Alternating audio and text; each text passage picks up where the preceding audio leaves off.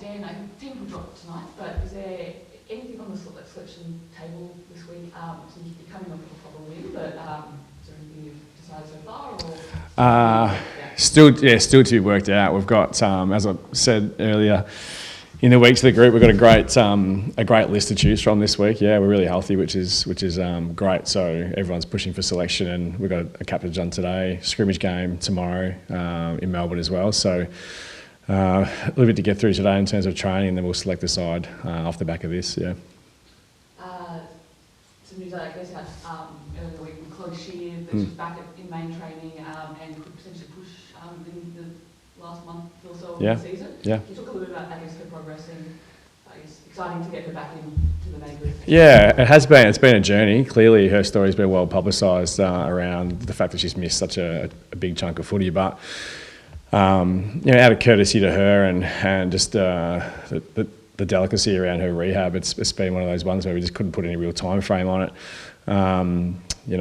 She's been working really hard behind the scenes to try and get to a point where she could start to then, up her loads and up her training habits and whatnot. And it's taken time.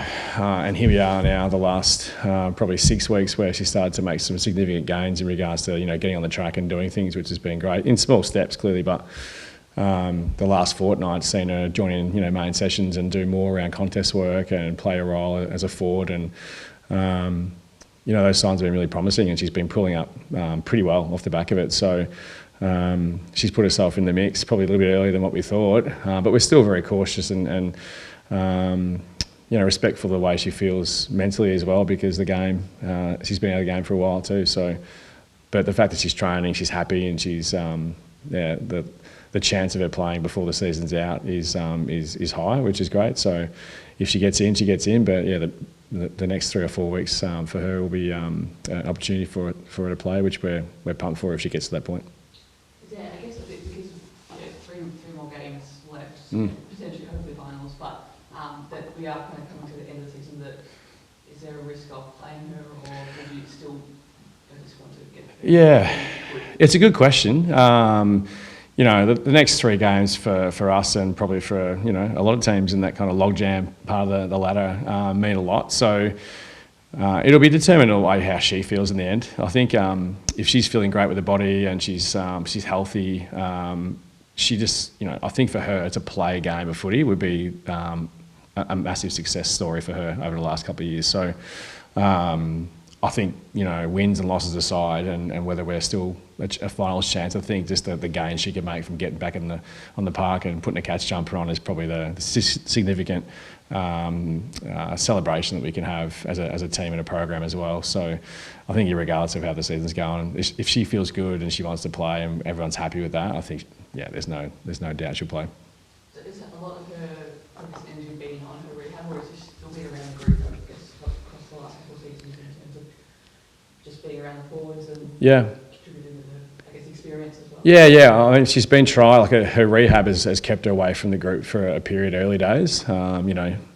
In the gym and doing different things away from the group. But as she's progressed the last probably 6 months or so in regards to progressing back into, I suppose, more mainstream training and rehab, she's been a lot more visible to the team, and that's been a big thing too for her. Rehab's a lonely place, and she's been away for such a period of time that it can be a lonely mind space to live in. But she's been back around the group. She's been training, as I said, the last 6 weeks in particular, and that's been really buoyant to the group as well. You forget just how important a player she is and how much talent she's got. And that's uplifting as well to see that there's another great player in the competition that can come back and spark not just the program but also the competition itself to new heights, because we've all seen what she can do, and she's been doing that in the last couple of weeks as well at training. So she's been visible and she's been really active, which is great. So we just 6-day or so turnaround for this one. Yep. Friday night, a late kind of start. Yeah. Victorians 9:15. Yeah. But how you guys prepared for that this week, and obviously a lot of focus on recovery? Yeah, a lot of recovery focus. There's always an eye on the next game, which is important. So we planned this week to kind of back off a bit with training off a weekend against the Giants, which was a pretty physical game. yeah, so just what we've done this week to plan around it. Weather as well. It's going to be nice and warm over in Perth. So we just backed off slightly, but we'll do some work over in WA this afternoon as well, just to kind of get the legs moving and get ready for tomorrow night, and hopefully bunker down somewhere in the shade while we've got 7 hours to wait. But yeah, just using that time to recover and get ready for what will be a great game against a team that's, you know, on the rise and playing pretty consistent footy, and, you know, a bit like us, we've got some exciting young players that we need to make sure we're ready for, and we've got a nice break off the back of it, which we can then recover off the back of this weekend. So we're not leaving much to chance this week. It's you know, going with you know, all guns blazing, and then have a break off the back of it. Yeah, there's a little bit of like heat training has been in your program the last maybe month or so, kind of getting ready for this period. I thought it was warm a couple of weeks ago as Yeah. well, and then you've got the Perth. Can you talk about, I guess, that kind of program within? I suppose it's just about trying to acclimatise the best we can. Like, we've been lucky to have some hot days the last couple of weeks, which has helped with I suppose just the realisation that you need to be prepared for all conditions, whether it be, you know, pouring rain or 30 degrees. So we got that a couple of weeks ago, and even on the weekend it was quite warm as well. So we're lucky with our program. We've got a heat room that we can go in there and do some testing and do some training in those conditions. We train during the days, so we're getting some nice weather, you know, during the day as well. We're pretty lucky with that too. So it's not like we get, you know, 30 players in the heat room and you know, just do a sweat sesh. But just, I suppose, the conversation around being best prepared from a recovery and a preparation, you know, hydration, all those things. You know, I suppose the WA teams and the northern teams get to do that a bit, but you know, we just have to remind ourselves that it's an important part of preparation. What have you made of it in Northern Sydney, obviously? Yeah. 2 years under Daisy, and, you know, right in the mix for potentially the first finals. Yep. Yeah. About 7 years.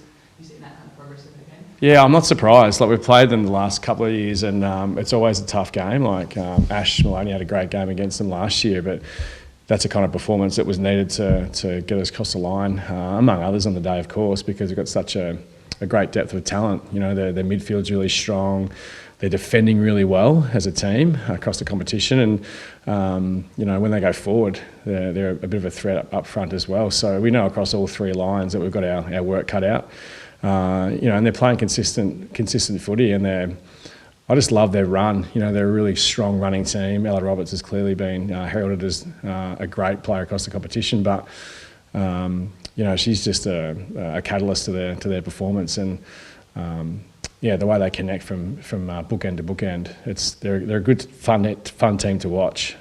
So yeah, I'm looking forward to testing our ability to deny them their strengths and see if we can, you know, get the game on our terms in regards to our strengths versus their strengths. It's going to take a full 21 player team performance to get across the line, but yeah, they're certainly been a team to watch from afar.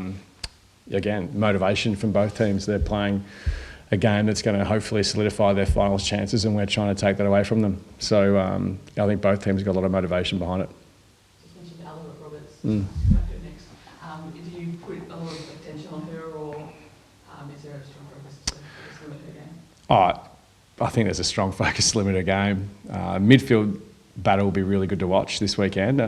You know, I heard Cam Basconi, I can't say his last name, sorry Cam, you know, talk about the tag v Georgie Pasparkas, or just let it ride, and they decided to let it ride. I think we'll be a bit more strategic around how Ella's played, but limiting her influence starts with, you know, ruck it outs, midfield principles, you know, on-ball, off-ball behaviours. It's not just 1v1, it's a whole mindset around how you play the game, and you know, if we feel like we need to put some more attention into it, we've got those plans in place, but we've also got our plans in place this week to execute and play to our strengths as well, but we're clearly aware that she's one to watch.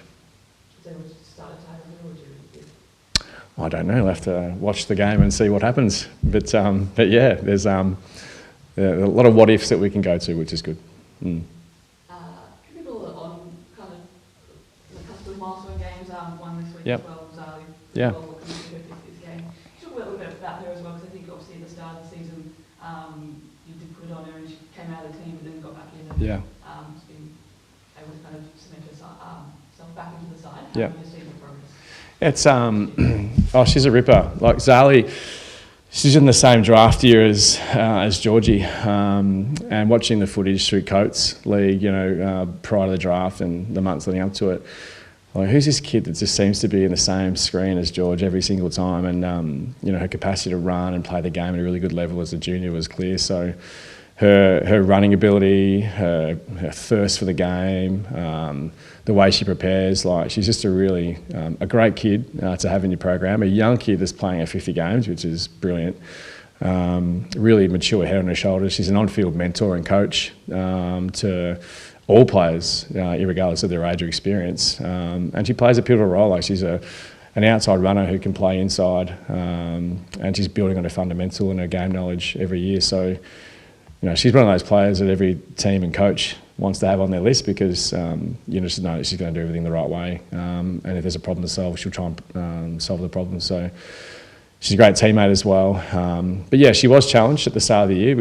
We expect our players to be always striving to do, to be their best and trial different things and get better in different areas. And there were some areas that she needed to focus on that, we all were agreeing that you just need a bit more time and practice, and let's see if this works. And it seems to have worked for her. She went back and doubled her efforts on the right things and realised that, AFLW is something that is growing and the competition's changing. You need to kind of, make sure that you identify a few of those things early, and she did. And then she's played pretty good footy off the back of it. So it just speaks volumes of her mental game and her resilience and her desire to be at her best. So one game out wasn't it wasn't a punishment. It was, hey, listen, at the moment, this is the best thing for you. And she responded beautifully. So, yeah, lucky to have someone like Zali on our team. How hard is that one position? Yeah. It's bloody hard. Like, you've got to run goalpost to goalpost. Like, it's your capacity to run on the different size grounds, it's imperative. And then you might have 40 or 50 stoppages to get organised for and be a part of that, whether you're playing inside stoppage, outside stoppage, connecting with high forwards, connecting with high defenders, talking to players inside, talking to players outside. And then you've got to go and win your own 50-50 balls, kicked out the space. So it's like, it's not like there's any room for error, like you're under the microscope the whole time, and there's an important on-field leadership role to play as well. You need to know boundary throw-ins, that CBs, like all of these things, late in game scenarios. So it's a lot to deal with. That's why the mental game of a player of her ilk is important. And we've thrown in Emma Kilpatrick into that mould too, and Bridie O'Rourke's coming outside runner for us as well. Kate Kenny, being Irish, is like, eyes wide open to all those intricacies of the game, but Zali's got that in spades. So yeah, hopefully I'll paint a picture there about how difficult that role might be before you then get the footy to then make a decision. There's about 50 decisions to make and support off the back of that. So it's a tricky position. And now that teams are moving the ball in different directions now, it's not just straight line. You need to be a bit more on your game in all parts of the ground. So it's a great position to play in, because you basically get to play anywhere you want. But you need to be ultra organised and have your head screwed on at the right time. There's a really good article earlier this season about Zali in the off-season having surgery. Yeah. It was around sleep. Yeah. Have you seen her, to go away and do that to yeah. get the best out of herself and to recover from it? Yeah.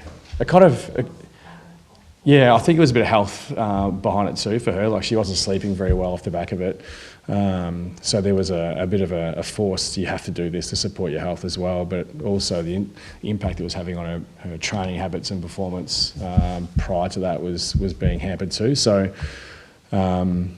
she went and got it done, the long rehab and recovery, so it ate into a bit of her pre-season time as well, which was a bit of a pain for her, but it just goes to show the lengths that she'll go to make sure that she can be at the best of her capacity. And I think she's reaping the benefits of it now. Like, she hasn't missed a session. She's feeling strong. She's looking strong. So I think all the hard days that she had to endure early have eased her season to the point where she can do what she wants to do, which is great.